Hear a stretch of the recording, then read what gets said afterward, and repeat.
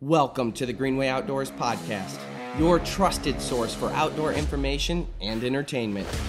The Greenway Outdoors is also an internationally syndicated TV show and conservation advocate aimed at bringing millennials and Generation Z into the outdoors. Welcome to the Greenway Outdoors. The Greenway Outdoors is brought to you by Ram Trucks, built to serve. Motor Trend's Truck of the Year for the third year in a row. And by Bass Pro Shop and Cabela's. Your adventure starts here. Tracker Boats, fish the finest. And by these other fine sponsors. Hello and welcome to episode 75 of the Greenway Outdoors Podcast. This is Enu and I'm Kyle Green. I'm AJ. I'm Jeff. I'm Ryan. And he sounds like he's growling, but actually that's his that's how he communicates. That's how he loves. Right? Come here, buddy. It's okay. He actually growls more with his back leg. So he doesn't know his back leg is attached to his body. So when it scratches him, he's like hiding between my legs now. When it scratches him, he growls at it. But he's the one scratching himself, but he doesn't know that because he doesn't realize that that back leg is indeed his. He does not get it. So he's sweet as pie. He's just Looking back on who gave you permission to touch me? I do like the fact that he is like oddly personable, but like there's almost like the list. There's always that hesitancy, no matter what. You always have to like pull out the list whenever you introduce him to anyone because it's like, yeah, he's growling. No, he's not upset. No, he doesn't bite. You're not in danger. You're not in danger. He's communicating. He's going to growl at you, then he's going to sit on your feet, then you're going to reach down to pet him. He's going to growl, but he's also going to like it. You're going to scratch behind his ear, then he'll present you with his butt, you scratch his butt, and you're good. I'm convinced that his growling is usually when you're petting him, and I think it's like his laugh. I've said that before, but I'm convinced it's like him. Oh, Ryan thinks he's ticklish. I think he's ticklish, and that's how he get. I think that's how he giggles. If that is, then he's a lunatic. Because if a human being, is like, he does this all the time. He's like, like he's like doing that He's a while. loony. Yeah, I hope you're wrong. Lunatic. He is so sweet. He's friends with the Amazon lady now. Yes, he is. Yeah. So there's a few different. He picked one out that he likes the most, and he goes up to her, and she knows his name. So I assume she had to have run into you at one point with him. Yeah, if it's the one I'm thinking of, yeah, she ran to us in the parking lot. She was very nice. Yeah. And very open arms to Enu. Yeah. Which is usually unexpected. She said that they are trained not to approach the dogs. They don't want you talking to them. She feeds ours. She brings her own treats. We'll report her. No. It's funny, though. She was telling me that she is actually in her first year of taking the Japanese language in college. Oh. So she's learning Japanese. And our dog's name, our dog, equal rights to our dog, not just AJ's, is Inu, which is Japanese for dog. And I remember when AJ and I were deciding on the name. Pull names out of a hat. It's actually, Technically, it was your idea, yeah, but, you know. I mean, I'm the one that pushed for it. It's actually AJ's dog, and I wasn't involved. But I like to pretend I am because I love him so much. Mascot. Yeah. But yeah, she knew the name Inu, and she knew that it meant dog because that was like one of the first words she learned. She might be the first. Yeah. Not many know. Yeah. The first 10 times you said it, I kept calling him Emu, like the bird. And then it nuggets? switched to me Like calling ostrich? him. Now I call him Emu Nuggets because I call him Enu Nuggets because if you go to like Australia, for instance, they eat a lot of emu. So when you go to McDonald's, instead of like chicken nuggets, they have emu nuggets. So that's why I call it Enu. Enu nuggets. He's got a crazy backstory too. Yeah, tell us about Enu's backstory. Enu. It's the saddest thing. It really he's is. 8 years old. No, he'll be 9 pretty soon, actually. But I've had him for quite a while now. And he was a dog that was his owners did not come back for him when the flood of Hurricane Harvey in Houston swiped the town away. And It's sadder. It's not over. But he it's so just sweet. went unclaimed for months. And the organization that brought a slew of dogs up to Michigan brought him up here. You said like 100 of them. Yeah, it was 100 of them. Wow. And he was in the mix with just 100 other dogs that didn't get claimed. Yep. Yeah. So then I found him on the internet. More or less. It looked like it was a rough picture. We'll just say. Show, I can come up. throw it up. Show the picture. Show the picture right now. I'll throw it up, but it's just a weird mug shot. It's like you're buying You're buying a criminal. like a kid to sell or something. I don't know. He does But laugh They didn't. creepily when you pet him. So They didn't groom him, so he looks like he's got an afro. yeah. Like his hair is 30 times longer than it should be. He looks yeah. like a total ragamuffin. He does. He looks like. How do I put this? But he looks like if you were a boy dog that wanted to look like a girl dog, you would do this. yeah. Yeah. Yeah, that's like true. he was growing out stuff that shouldn't be grown out. So I saw him on the internet. I arranged a meeting and Tiptoed on that one, huh? we went and picked him up, and they were like, "Oh, you want to see his name was Cole at the time. And you want to see Cole?" And we're like, "Yeah." And he's like, "Oh man, was not expecting anybody to come see him because he was still in the van, not even on showcase." All Like, the other dogs were in the showcase, and they left him in the He van was- by yep, himself. Inu, yep. come here. Come here. He's by me right now. It's fine. So yeah, we got a good vibe from him.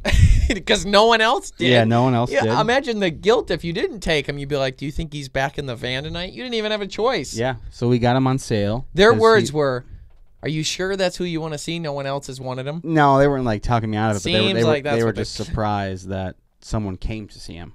Oh, I'd drive across the earth for him. So we Jerks. got him, and we've put him through some rehabilitation, and he's a good dog now. Yeah. He's a sweetheart. I totally wonder what struggles he went through, like surviving. Yeah, I like to watch him during thunderstorms to see if it works him up. He Like was a stressed out dog. before we got him. PTSD. Oh, he was stressed. Big time, yeah. Like He got left in a what flood. specifically? You could tell nothing was certain, nothing was like permanent for him. He was going from foster house to foster house. Who knows how long it had been since I got him till he was abandoned. You know, there's so much unknown. He's got papers, but I mean, who knows how accurate they are. How did you get papers? Came with him? How? Yeah, but it's How? like that's like Yeah, getting I know- that's like I know. getting one of those car checks, but they only know Exactly. about they don't know what happened the first There was 7 like years a- of the car's yeah. There's life. only been in 3 accidents that we know of. So There was like a vet bill and like a shots, thing that he's had recently, stuff like that. Interesting. I'm sure they're able to check and see if he's like vaccinated for different things, Yeah. and if he's got his If he's got the different stuff. COVID or Is he chipped? Yep, now you chip you him, chip though. him? I chipped him. Yeah. He wasn't chipped previously. Oh, okay. No, because then they Well, that's know. a good reason to get your dog chipped. Correct. Because Absolutely. if Hurricane Harvey ever comes through again, To Michigan. I mean, how they?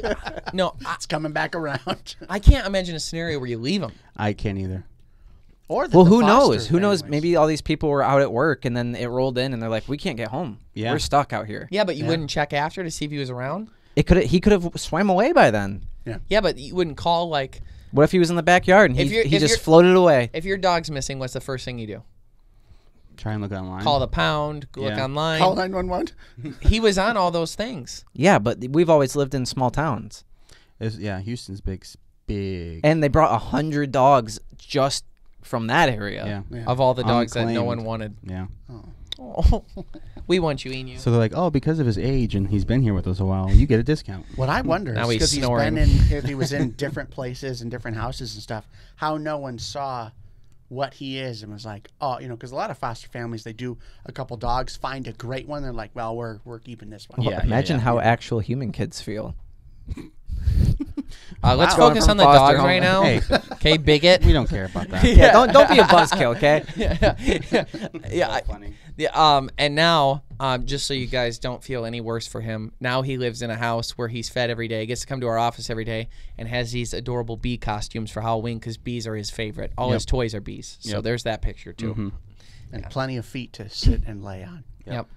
And plenty of time. And now he's so comfortable, he sleeps all the time. So he's good. Yep. My right foot is very hot right now. So it's a good story. How long do those dogs live? My first one lived to be 11. Jeez. So he's got another 2 years. That's Yeah. it? It might be 2 years. He seems fine, though. Is He is seems more like- healthy at this age than my last. Are you gonna dog cry? too. Probably. Is I'm he, going to like, cry. pure, or is he some kind of mutt? I'm No, he's- crying he's now, pure- anticipating how I'll feel then. Cocker Spaniel. I'll say, because if he's some kind of mutt, they usually live longer. They do live longer, yeah. He's pure? Mhm. So Pure. isn't that, I mean, you could sell him right before he dies and try to make some money. what is wrong with you? What a dark soul you are. Hey, he's Inu, purebred. What are you gonna do? Do not go near him anymore, Inu. Ryan is not your friend. now that we've covered emu nuggets and we got all that out of the way, so there's an investigation going on by the Ohio Department of Natural Resources, and they have indicted 8 people for poaching 30 whitetails. Oh, now jeez. That's terrible. 30 deer they're poaching, that's bad. But here's where it gets interesting. They also withheld 700 pounds of deer meat from their customers. So it was a processing place. So if you go out and deer hunt and you don't feel like butchering it yourself, you can drop it off at a processor. A lot of times they'll have a storefront where they'll sell, jerkies and things like that too. Now, one of the things about getting your deer processed is it's kind of common knowledge, but you go there, they take out your prime cuts. So you got your back straps, your tenderloins, maybe some sirloin steaks, and then other than that, everything gets ground up or turned into jerky. You might be able to have something specific made out of it, but for the most part, it's like widely understood. You get X amount of pounds back out of your deer, aside from the steaks. yeah. So if you brought in a 110-pound deer, you can guess that you're going to get about 40 pounds of hamburger meat and 12 pounds of steaks, and that's what you'll get back. And I've always kind of thought, like, then you go to these places and there's always like a storefront, like I said, selling that stuff. And I've always, in my head, thought, and that's what I know, it's bad that they poached deer. They got indicted, a wide variety of ages in this group, too. It's like ranging from 23 all the way up to 64. So a big range in people, 8 people doing it. But I literally thought, I know when you go in and get your meat processed that you're not getting all your deer back. So you get your prime cuts that are from your deer, and then everything else gets kind of like dumped into this like big grinder. Yeah, you were the one that told me about they do that. I had no clue. And then you're getting some of everyone else's. And I think that is done as far as like an efficiency standpoint, right? So if they're like, okay, we need to grind and package up only this deer and then only this deer, and they're doing like hundreds. Yeah. It's like, nope, dump it all in one big old thing and go. And honestly, it kind of makes sense. Like the big place by my house, the day after, or maybe like the weekend after opening day, there's a line of cars going back half a mile up to, I've seen up to almost a mile before, where the cars just have a deer on the top or in the back of the truck, and all those deer coming in, these people process them, and all you got to do is take out 2, 3, 4 pounds of meat off each deer and set it to the side, and you got yourself a good little enterprise, Okay. Well, and that's what I literally thought. It was just understood that that's what happened. Yeah. I thought that was the point of them saying, like, off of this deer, this is what you're going to get back, and this and that. But you get the amount that was put in from your deer back. You may not get all of your. But I figured you didn't. I guess I just figured you didn't. Yeah. I knew you weren't only getting your deer back, and I didn't. Yeah. Well, they're also selling meat there, so I guess that's where I thought it came from. I'm like, where else are they getting venison from? Yeah. Well, apparently they're poaching 30 deer, but where are they getting? Where are the normal places getting it from? Yeah. So, and I found it interesting that they use the term stolen. So they're indicted for this, indicted for stealing 700 pounds of meat and then selling it for profit. I literally thought that's how the company worked. Yeah, they're just doing it on top. So it's like you take your deer into Jack's processing plant, and because of their services, they'll take a portion of your meat. That's and what sell it themselves. That's what I thought. But then, I mean, that's how I thought it worked. Ryan, you did some research on this, though. Yeah, I couldn't find my understanding of how like the whole meat thing works is that's not technically your property. What you're paying for is the processing. So when you're bringing in that deer, that's your property. But what you're paying for is the process of getting that meat back in the form that you want it. Like if you paid somebody to wash your car. Exactly. It's not their car, but you're getting that service, and the service is processing, and that's because throughout the whole thing, it's your property. Or even while there's, I mean, you can look on the USDA. They have laws for everything. They have laws for how much of a cow you own while it's still alive.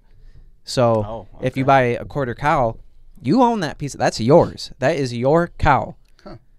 No one can do anything. That is your property. No one touches it except for what you want done with it. And so then once it's once it's killed and brought to the butcher, they handle all the processing. It's still yours. You're paying for the service.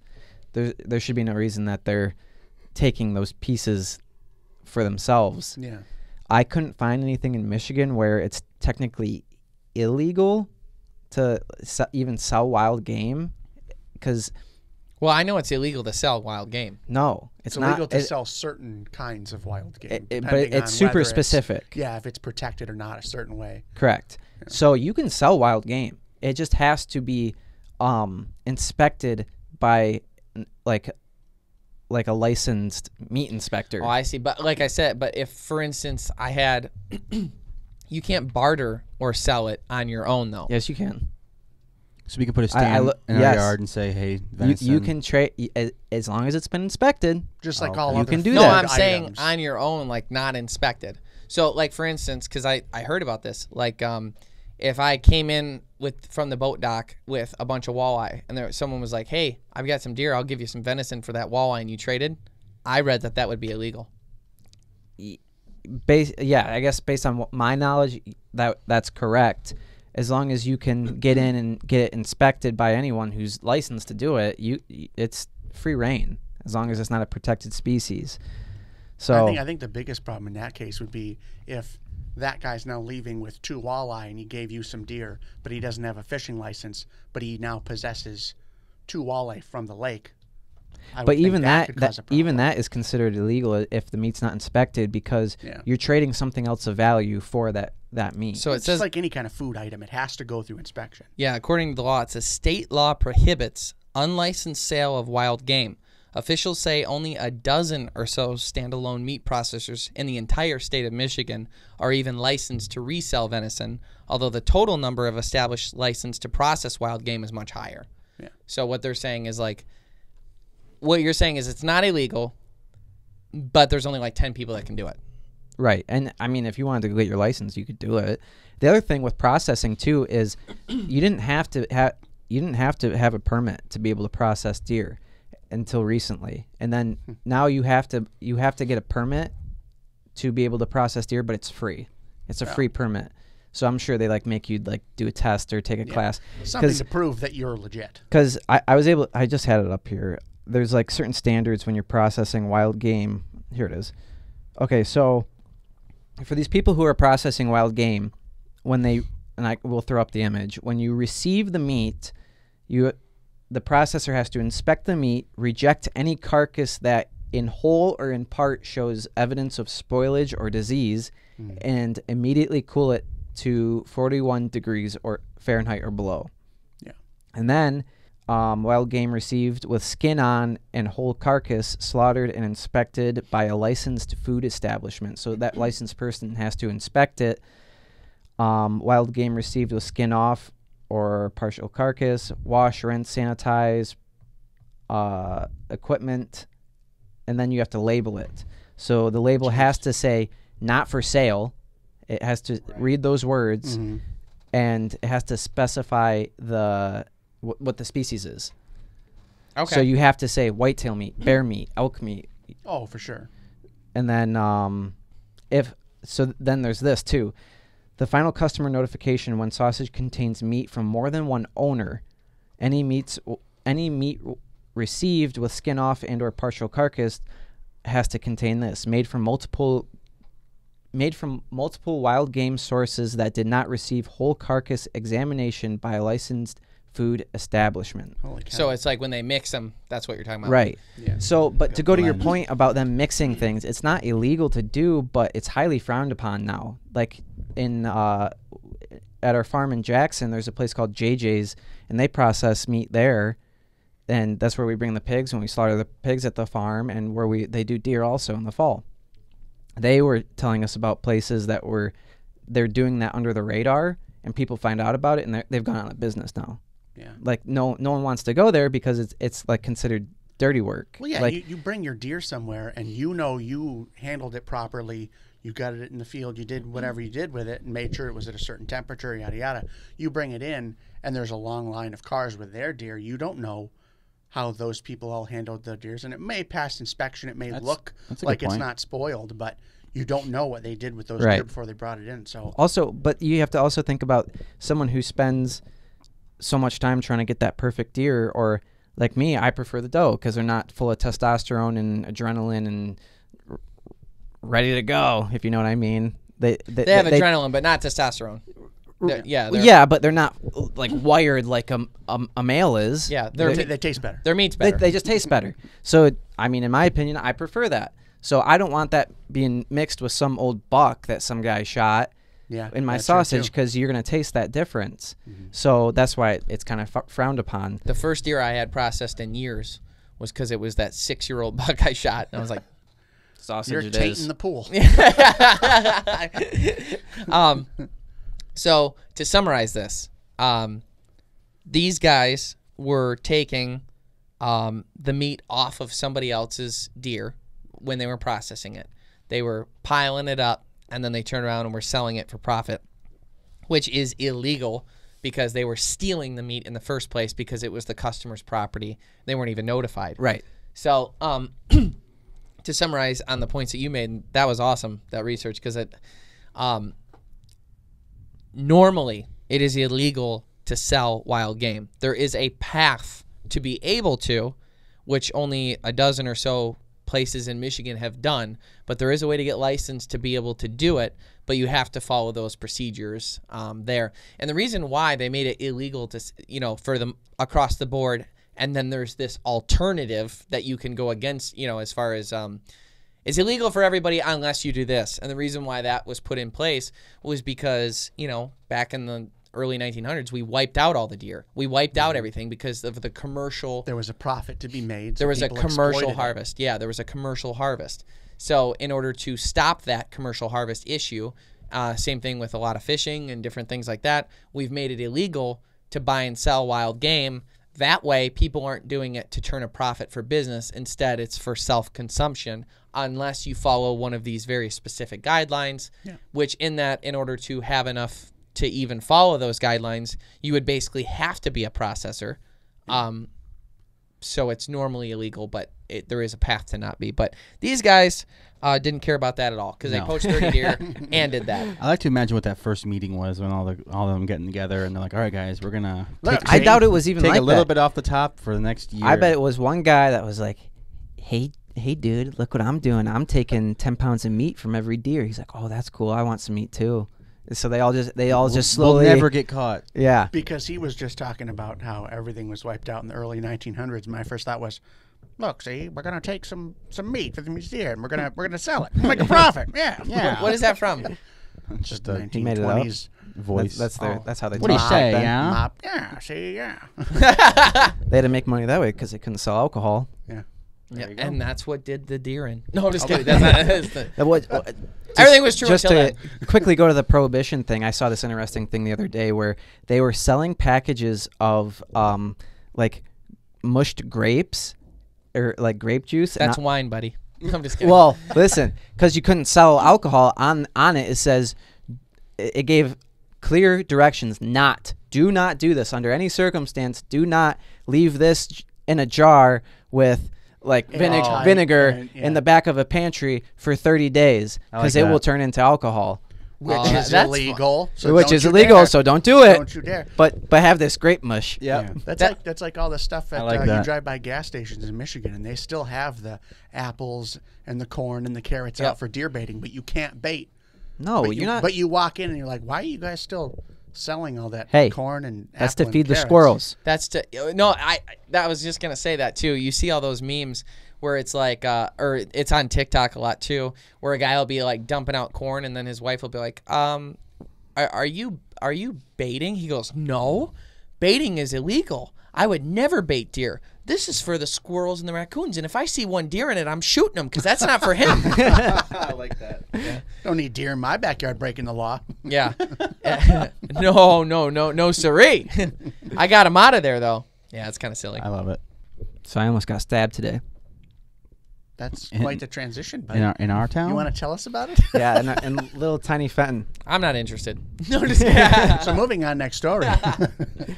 So I didn't actually almost get stabbed, Hey, but I was. you got I stabbed. was Go ahead. threatened. I was threatened.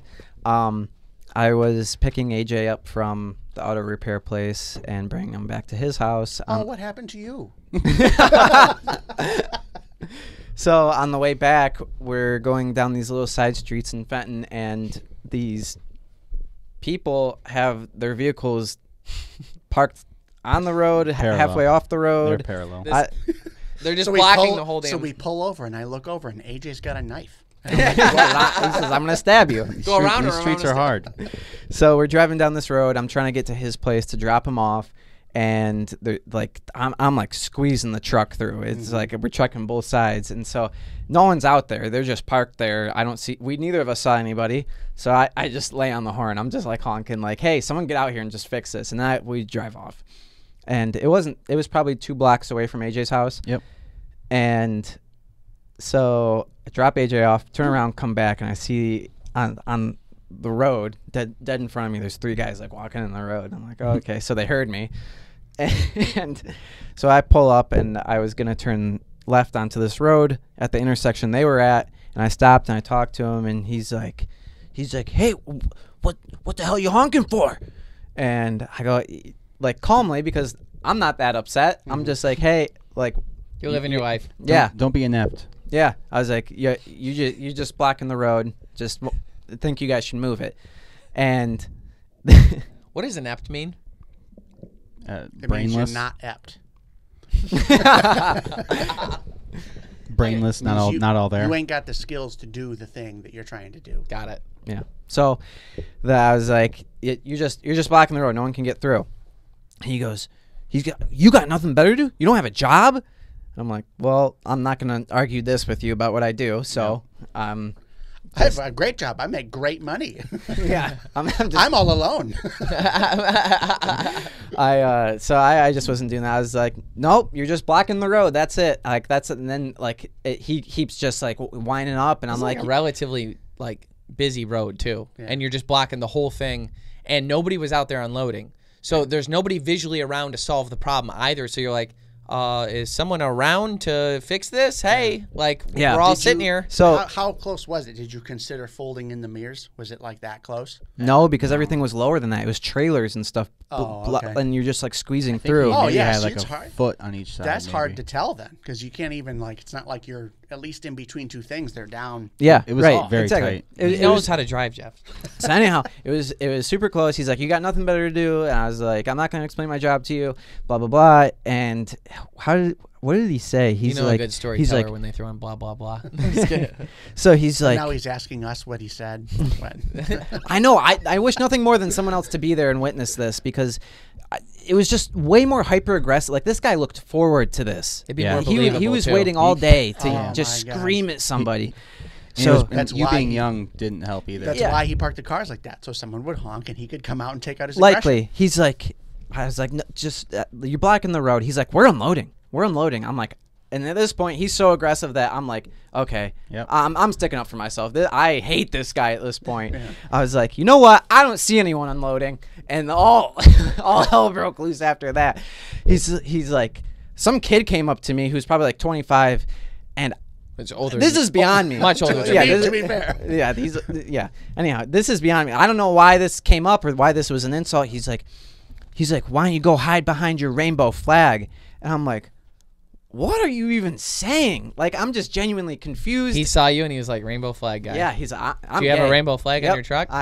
No, I got nothing. I got nothing. And then so the guy I keeps. told you the jean jacket was too much. I guess I don't know what it was. He said something. He's like, I forget what the name of it. He's like, I got a Bowie knife, and I'll cut that hair right off of your head. And I'm like, Who says that to somebody? I couldn't believe it. And Because then, they were blocking the road? yeah, like this. Literally. And I'm just kind of sitting there like, what's happening right now? I'm gay, and you're gonna cut the hair off my head. That's gaslighting, right? I I'm still learning what gaslighting is. and so This guy and his gaslighting.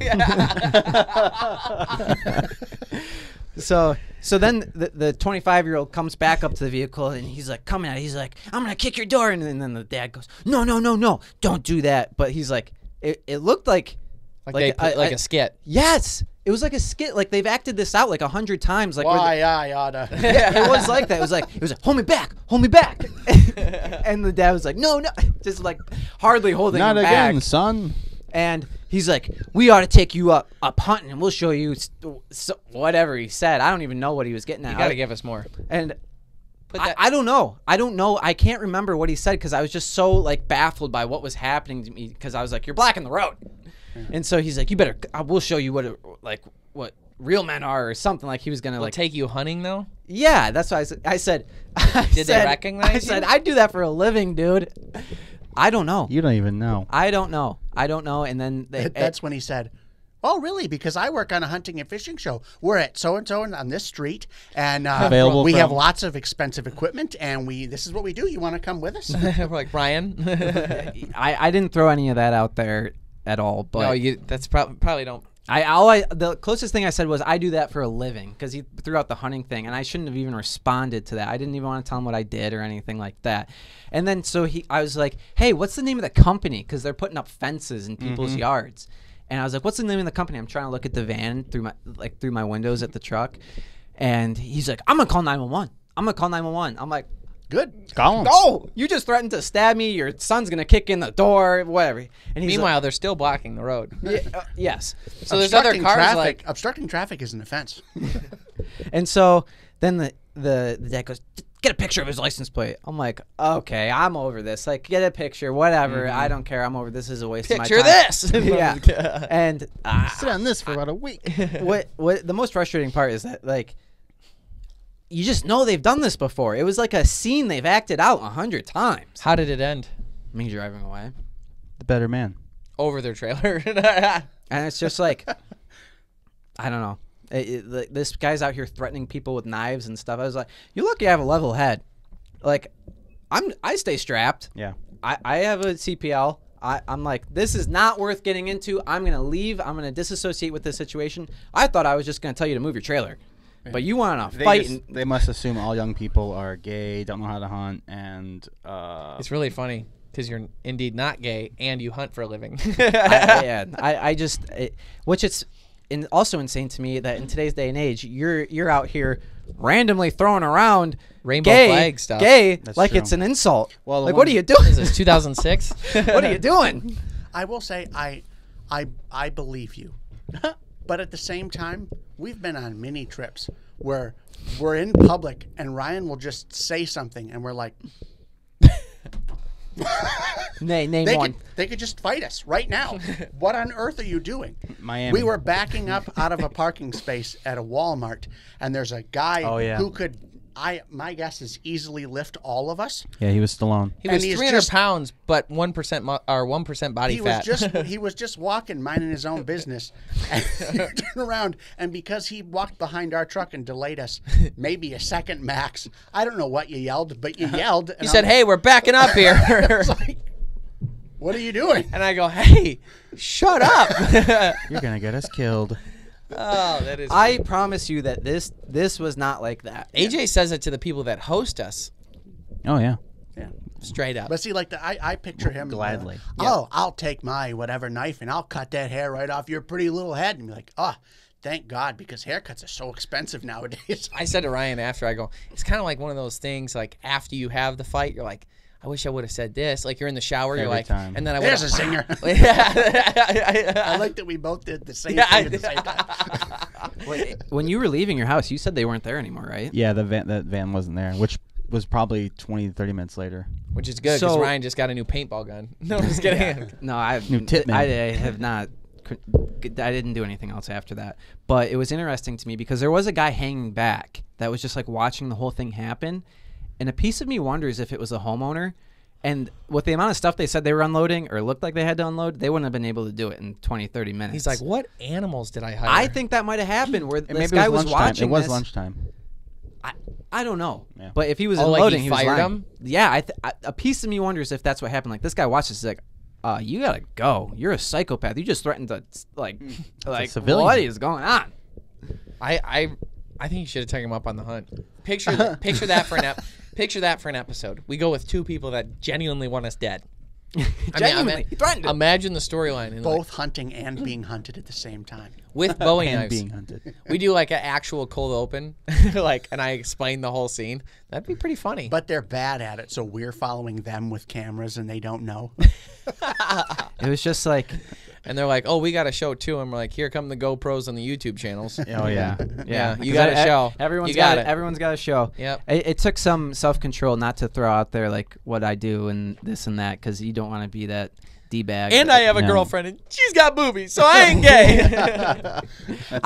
It astounded me that he was just throwing that out there like that in public, being like that's an insult. Like, hide behind your rainbow what are you flag. doing? Hide behind your rainbow, like, And out of nowhere too. Like they're 2021. That means he says that to everybody. yeah. Oh, That's his go-to. Yeah, I'm that's telling his you, man, this go-to. thing was like out of a movie. It'd been scripted and done before 1,000 times. Every day they're doing this to people. All right, Ryan, we punked you. No, I'm just kidding. Yeah, I'm kidding. can you I'm kidding. imagine? I'm kidding. I'm kidding. Larry, Be so Larry's funny. carpentry. So if there's a lesson to be learned from this, I don't know what it is. This episode's brought to you by Larry's Fencing.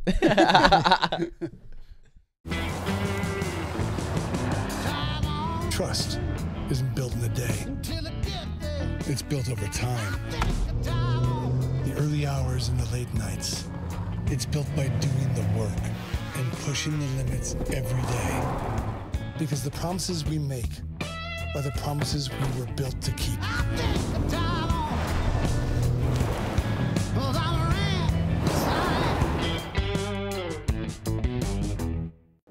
If you'd like to help support the Greenway Outdoors, please like and comment on this podcast and subscribe to all of our channels. Okay, well, I have a relevant story, so we'll go to mine now. I'm just kidding. I was scared for my life. Yep. Sandhill Cranes, the ribeye of the sky. That's what they call it. So we've covered this a million times. I was gonna say. In the state of Michigan, there's an update, though, so there's a reason for this. In Michigan, it is illegal to hunt sandhill cranes. They're considered a protected species. If you don't know what a sandhill crane looks like, it's really big. The closest thing we got to an ostrich in Michigan, and they got red on their heads, real long legs, skinny long neck, skinny long beak, or beak, Yeah. Yeah. and And if kind of big bodies. If any human says that they can recreate the noise they make, they're lying. That's actually not bad. It's a very. It gives you a smoker cough, I'll tell you that. If you've never heard it before and then you hear it flying over, especially because it You're like- it echoes real good. Like, the hell is what that? kind of prehistoric things coming? Get inside. And it kind of looks like a pterodactyl when it's in the air. Yeah, kind of. They often frequent wetland areas and farm fields. So in Michigan, we had a restoration act to bring them back, and they were considered a protected species. The goal was to hit about 30,000 birds. That was the goal, to get to that number. We are now at 94,000. Noise. So we nailed it, guys. Yeah, we did. So because of that, there was a conference where they came together and they tried to propose a hunting season and why we should have a hunting season. So for those of you wondering, and this is kind of the misconception that happens, people believe that when you take something off an endangered species list, or you put something, as far as like, this wasn't considered endangered, but when you put a species off a protection and you allow hunters to hunt it, in the mind of the people on the other side, it seems to me like almost they're like, well, then they're going to shoot them all. Yeah. It's like as if you're getting rid of them. It is the same mentality of like Hunting's associated with extermination. Yeah, it is. yeah, and fishing sort of is too. So like if you went to somebody, if you sat down a child and you're like, hey, I have a pond, okay? And if I catch a fish out of that pond, is there less fish than when I first started? They're like, yeah, you caught a fish, you took it out, there's one less fish. But you don't tell them the whole story. You don't say, well, I paid $26 for a fishing license to fish in that pond. And because of that, they were able to keep the lake clean so that more babies could be born. They were able to introduce new fish. They were able to conserve it, meaning they were making sure there was a right predator to prey balance. And because of all that, there's a sustainable population. Now there's a surplus of fish. And if I don't harvest some of them, then they'll all stay really small because there won't be enough food for all of them, and a lot of them will starve to death, and then there won't be as many fish. So by me taking that one fish, is there more because I bought that license? And then the kid would be like, oh, yeah. And for whatever reason, that child is then smarter than the alternative opinion on this entire thing. And I think that's a good way of breaking it down. So similar situation here with Sandhill Crane. So we have people stating the argument on this, and I try to go unbiased, and you can tell I'm very good at that. the unbiased opinion on the other side was we still don't understand enough about how they reproduce in their reproductive cycles. And it seems like a couple of them only have 1 or 2 babies a year. So because of that, the numbers, that's not a lot. Yeah. You know, like ducks have a lot more than that. We could fix this right now. We just have a small conference. We sit everyone down and we say, listen, when a mommy Sandhill Crane and a daddy Sandhill Crane love each other very much, they will then. It is kind of funny. So because of that, they're saying we don't know enough about them. And if we allow hunting to happen, then we could knock out the numbers. It would be hard to do it. It would be hard to set up. Then there's also a big process that would take place. So the process would consist of, number one, coming to an agreement on it. Then you would have to put up a, and this might be a little out of order, so bear with me, but you would have to establish how many should be harvested.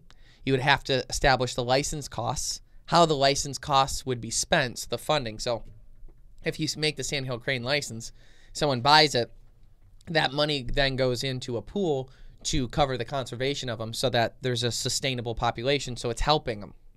And that's the other thing is people don't realize is like, trust me, the hunters want there to be a ton of Sandhill Cranes because they want to be able to harvest them. Right. Just like the people on the other side want there to be a bunch of Sandhill Cranes because they want to look at them.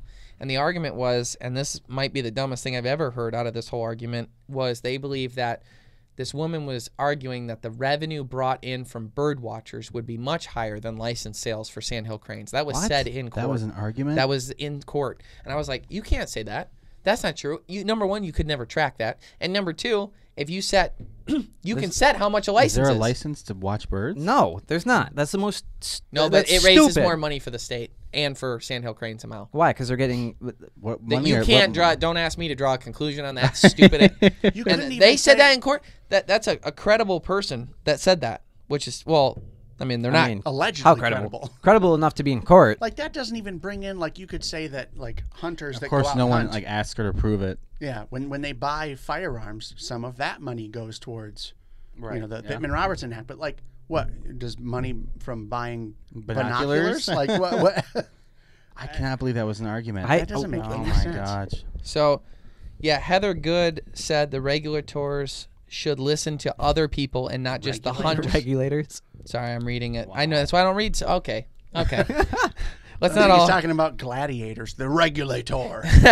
Yeah, maybe that's what I meant. This is why I don't read. This is why I don't read because everyone makes fun of me. So why though? Anyway, so this is what Heather Good said. She believes bird and wildlife watchers and hikers and naturalists far outnumber the people that want to hunt cranes and therefore would raise more money. So it sounds like what she's trying to get at is that you have everyone paying their $11 to get into the Michigan state parks is what's going to fund it. When realistically they could make a license for one Sandhill Crane a year. It costs $50 and make way more money. Yeah, and sure. the other thing is the Sandhill Cranes, and it would probably, my guess would probably be around the turkey number of like 25, 30. Yeah. That'd be my guess. I'm not saying you're wrong. Another point too is that the reason why the Sandhill Crane numbers are up right now is because of the waterfowl licenses that are sold to hunters currently, because those waterfowl wetlands are benefiting the Sandhill Cranes as well. So it's like already the hunters that have brought the number up to 3 times what their goal was. And it's like, yeah, but you're still not going to benefit. We can't turn it over to you. And I think it literally is like in her mind that, it's like extermination. So the process that would have to take place is you'd have to determine the license sale. You'd have to determine the number of licenses. You'd have to set up a lottery for it. And then because it's a migratory bird, you would then have to go and get that approved by the federal the federal Department of Natural Resources, basically Fish and Game of the federal across the United States. Wildlife and Fisheries. Thank you. You'd have to get it approved by them, and then even then, it could go to a public vote if there was enough people that countered it. And as we know, in 2006, the dove hunting season lost 2-1 with votes, or it might have even been 3-1 in votes. When they put it up to a public vote. So if they put Sandhill Cranes up to a public vote, it's not going to be done. And it's not fair because it's like they're using stuff to just fit their narrative. Like they refuse to admit that the Sandhill Crane would be a tasty, amazing resource to eat. Ribeye of the sky. And their argument is like, well, yeah, there's 3 times what they're supposed to be, but that's how it should be because these other people would like it more. And they know if they put it to a public vote, more people don't hunt than hunt. Because they don't understand. So it's a lack of knowledge. So they It's win. ignorance. When in all reality, that 94,000 species amount, which is a big surplus, we should be able to say, okay, there's a surplus. Let's harvest some of the surplus, and then we'll use that funding to make sure that we keep those numbers really high to protect that species long term, and then the benefit is there. And you have reliable, guaranteed funding coming in for the specific species, which makes a whole lot of sense. You can use that money to increase habitat. You can then also use that money to do research to figure out the best way And that's to a- benefit That's them a through perfect. habitat. That's a and that kind perfect of point. stuff. You're complaining that you don't understand the reproductive stuff, but then saying you have plenty of funding from people like hikers and stuff. If you have so much funding through hikers and joggers Then and you'd bird know. watchers, then you would know what the reproductive thing. And the only way you're going to learn that is if you sell licenses so we can have the money to do it. So don't tell me you have enough money because you don't. I feel like it's because the bird's aesthetically pleasing to the eye. That's probably why it's protected as Yeah, as much aesthetically as- pleasing in my stomach. I wish there were, I feel as though when this sort of stuff goes to court, it's like they're bringing in people who they fit the narrative. They fit what they want. Those they already have a preconceived idea of what they're thinking, so they're not going to take any new information in. Because if they wanted to know new information, they would bring in people like us. Mm-hmm. Yeah. Not saying us specifically should go in there and talk Nope, about we're it the in court, experts. but we know more than your average person, far Sure. more than your average person. Sure. So I think there should be like biologists Better as discourse. well as the what are considered expert hunters. Yeah. We clearly know more than Cindy Lou Who over there. Nice. That was good. With a brain no more than two. Nice. But she said, so another thing too is to talk about the Sandhill Cranes themselves. And that 90,000 number, the 94,000 number, just so you know, is the 3-year average. So we're there. It's not like we just randomly hit it. That's the 3-year average. And then the U.S. Fish and Wildlife Service guidelines restrict hunting on cranes unless there's a 30,000 number. So it's them who set the number. Yeah. So by us having 94,000, so they would probably approve it, I would think. It doesn't make any sense if they don't. We would just have to follow the guidelines on how many we can harvest. We'd have to set the lottery, make it fair, so on and so forth. And the reason why this took place is because nearly 100 years ago, the Sandhill Crane was almost completely wiped out. Now, here's one of the petty arguments. You know, like when someone agrees with us politically, but like you almost don't want to agree with them because they make stupid points and then make your whole side look stupid? Yeah. Which happens all yes. the time. Okay, so in this, I don't want to say it's that bad because it's not, and there probably is a small point to it, but I don't love this point. Is that one of the arguments that we have is that, well, they're doing a lot of crop damage. They're a big bird, and I'm sure they eat a lot of seeds and stuff, and I'm sure they can knock out some wheat fields and stuff like that. I've sat and watched them walk through fields, and they're picking up one here, one there. I feel like turkeys would. I feel like Yeah. deer. I feel like Raccoons. yeah. I just The biggest damage they would cause, I think, is during the beginning of the season when they're planting stuff. so I 'Cause don't. They're going after the seeds and things. Yeah, and that would be really bad. Yeah.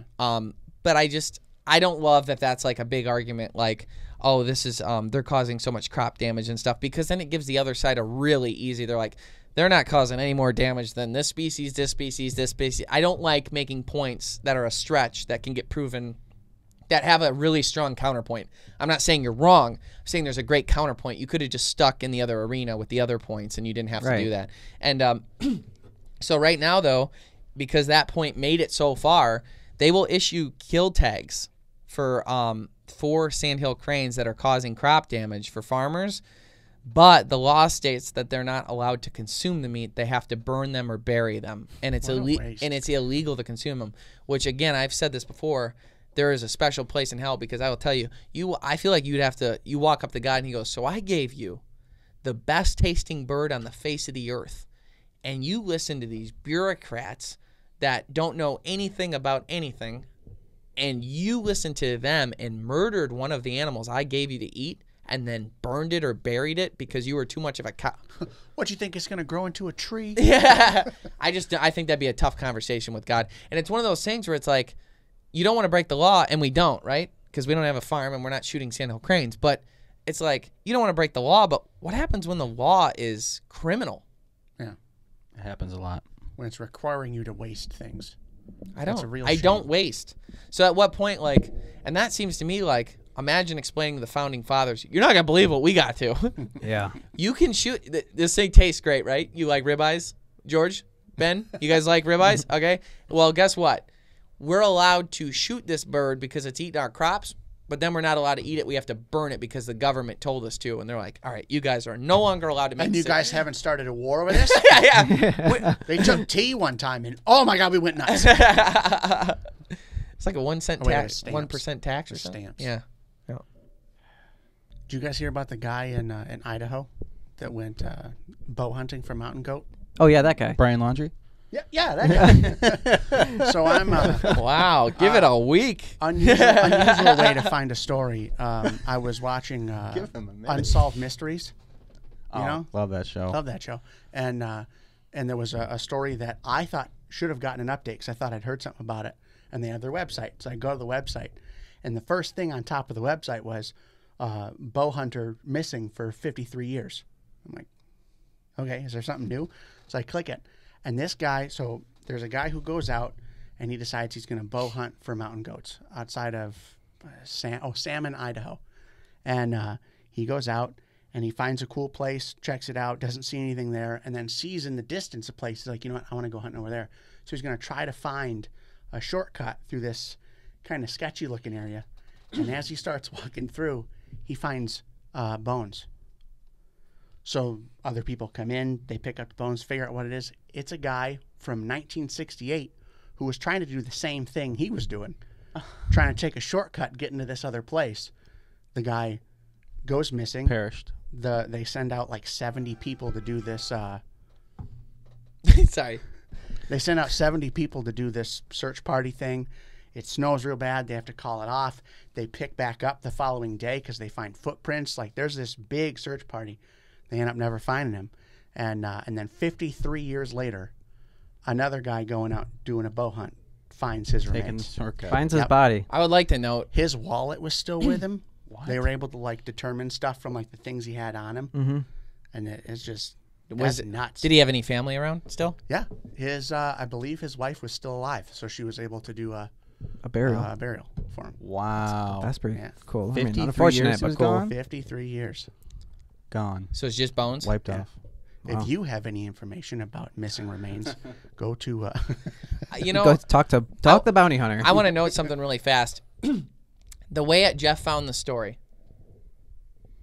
was Oh God, here we go. pretty legit, and it ticks me off that right before we were going to talk about it, someone else released that story, Oh yeah, yeah. and you did not copy it, I and was this so was bummed. not from them, and you've been wanting to do the story for 2 weeks, and I thought it would, Oh, and yeah.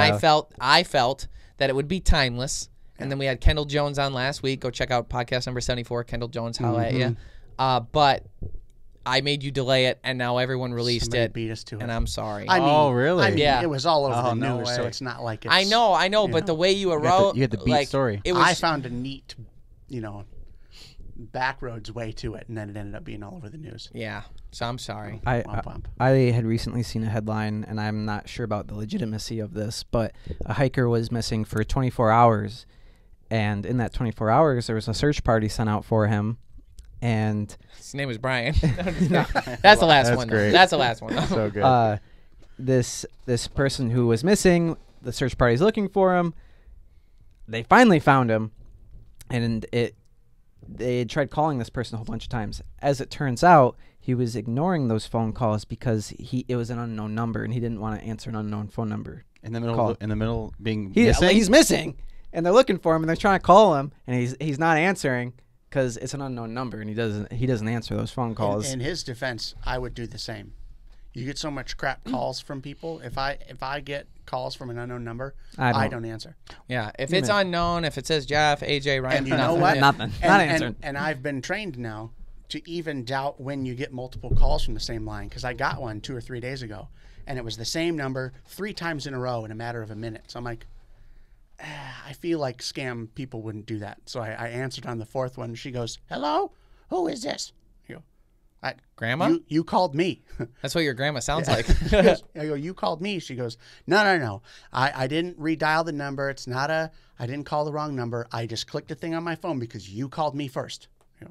Didn't happen. Promise I didn't. She goes, well, take me off the list. I don't want to get calls from the show anymore. Oh, you're the scam? Yeah, I'm like, hey, lady, you called me. What in the world? So anyway, she's like, She's well, out causing I don't appreciate it. She's probably So- out causing car accidents, but blaming other people. So she hangs up, and then I don't get a call back, but I get a voicemail, and it's her. If this is a legitimate person, you're trying to reach me, leave a voicemail and I'll call you back. Otherwise, I don't appreciate. I want to be taken off the list. And then she called me 5 more times in a matter Oh my of 2 gosh, minutes. she's the scammer. So I don't think she's a scammer. I think she's just someone who doesn't know how to work a cell phone. But is she that knows real? that people scam, so she's upset with me because she called me 8 times in a matter of 4 minutes. We should send her a shirt or something. She earned it. Yeah, we'll send her something. Since you're stalking her, Jeff, do you have her address? No, just Send her dementia pills.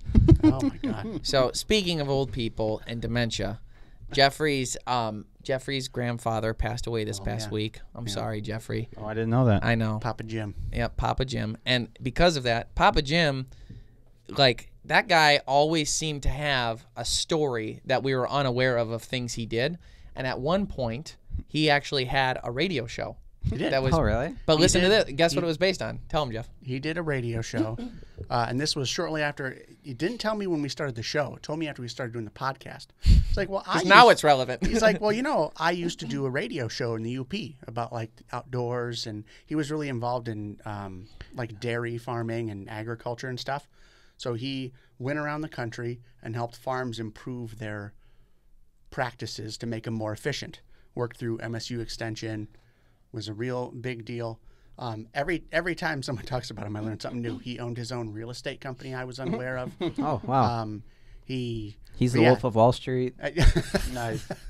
But yeah, so he did his own radio shows in the UP, and it was, I don't know if it was on AM, I'm sure at the time, because it was back in the 60s or 70s, I think, But just a little show where he updated people on things in the outdoors, I believe, and then there was farming related things. So He Did lived, any he of it lived get a fruitful archived? life. no, I don't think so. No, it was back in the day. It's Now, back did there. you It get would have any- been did so you get any cool. money? Nice. Any money? What? You know. You know. Oh no. Oh, I mean, okay. he Yeah, pot to piss. Kyle says last week he died yesterday. So I don't. Okay. I don't. So Vultures. I don't know check yet. hasn't cleared I would yet. much rather my grandma live off of whatever there was. He So, was how old? Now that Ryan's made it weird? He was 86. 86. He lived a fruitful life. He actually your mom had a picture well, she had like this little thing. I forgot what word was with it though. There was like she had a little thing on the wall. Live, laugh, love. Yeah. But Dream. it was 3 pictures. It Wisdom. was one of me with a fish, one of Jeff with a fish, and I think one of me, him, and his dad and his grandpa on her wall, and she always had that up there, so that was kind of cool. And we went bass fishing with him one time, and I mean we were probably freshmen or sophomores in high school when we went sounds with about him, right. and he took us out fishing. It was kind of funny because he had already started to not always know what was going on. Yeah. Oh, he had he lost- actually had dementia? I don't I know. don't know that he had dementia, but he was also 86. So Okay. I would say that he was still fully with it and could still tell stories, but at this He's point just getting then up there he in was age. like late 70s, and he was A little forgetful. He was slowing down a Yeah. little. Okay. But just a outstandingly nice person. Yeah. So he will be Sweetheart. missed. This So episode will be in memoriam. There you go. I don't know if you want to give him this one, maybe last week's. But did he ever get to see the podcast, or hear it, or understand it? I don't. I know that he watched all the episodes of Okay. the show. Well, that's good. I don't know that. I don't know what they do in their free time as far as on a daily basis, but that's a lot of backtracking and a lot of content to get through. So Yeah. Well, I didn't mean everyone. I just want to know if you heard it. So no, He didn't binge it. we'll miss him though. he's a sweetheart. He's the one who got me into fishing. Yeah, that's cool. Tell the frog story real quick. The frog story with your dad. Was he there or no? No, he Oh. was not there for that. Yeah, tell it. We, This is like a funny story to me. We went out and it was Houghton Lake, and we were staying in a family friend's house, and we go across the street and there's this pond. So I don't know if we were trespassing now that I think about it, but whatever. So we're out and we're at this pond and we're flabbergasted by the amount of these little frogs. There's hundreds of them just hopping around. We take a little bucket in a matter of 30 seconds. You could just go like this and get 5 or 6 at a time. We come back with a whole bucket full of frogs and we're like, yes, we can use these for bait, because they make those little legs, frog topwater things, We had all these little ones, and then we found one big one. You hook them right, you could keep them going. Yeah. Well, okay. Sounds kind of dark. Well, I mean, but so we're like, yeah, trying to catch bass out we here. got all this, and my dad's like, well, fish won't bite on that. When you're collecting all of them, you're not going to use them. Go let them go. And I'm like, okay, so we're bummed. We thought we had this really cool thing, so we go. Yeah, but tell why he said that wouldn't work. Why they won't bite? He was very specific. Because they won't. He's like, they don't see them in the wild. Yeah, he goes, something? they don't see these frogs in the wild, so they're not going to bite on them. It's like saying they won't see a worm. That was my thought after the fact. Yeah. So we go and we dump the punch. We dump the bucket of all the little ones, and then we have the one big frog left. And as I'm doing that, I go, when would they see a worm? The worms work. When would they see half the things they would never see the things that you throw at them other than other people fishing with them. Stupid. Why on earth? So I go, and I'm upset, and I take the big frog, and I throw him back out into the pond, and as he hits the water, a big fish goes, hum. You're like, and he my fish. He never trusted his dad again. Never even spoke. I know worms work because they kind of resemble leeches, but the way you put them on a hook, by the time they're on, you could put a piece of a fragment of a worm on there, and they know that it's meat, and they know that they want it. You can put a French fry. Right. They love hot dogs. They ain't got no hot dogs down there. Yeah. Not a I'm one. not picky. Not a one. But if you're picky and you're tired of just listening to this podcast, check us out on YouTube. Check us out on Carbon TV. You can actually watch the podcast there. Obviously, we're still on iTunes, Spotify, everything like that. But if you want the video version, which is much better, especially to see Enu in the beginning of the episode, that's what you got to do. In addition to that, we have our main TV show on Sportsman Channel on Saturdays at 9:30 p.m. Eastern Standard Time. The main TV show is our main thing, but we love to connect with our audience through this podcast. Our secondary Huntcast Quick Trip show can be found on YouTube as well as Carbon TV. Our outdoor education series, which is our encyclopedia of how-to videos, can be found, or I shouldn't say can, is found on our YouTube channel. I got corrected on that the other day because they're like, why do you keep saying that?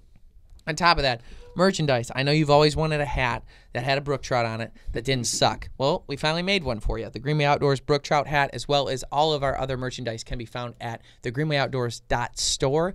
Thanks so much for tuning in. Stay green. Mic drop. Ugh.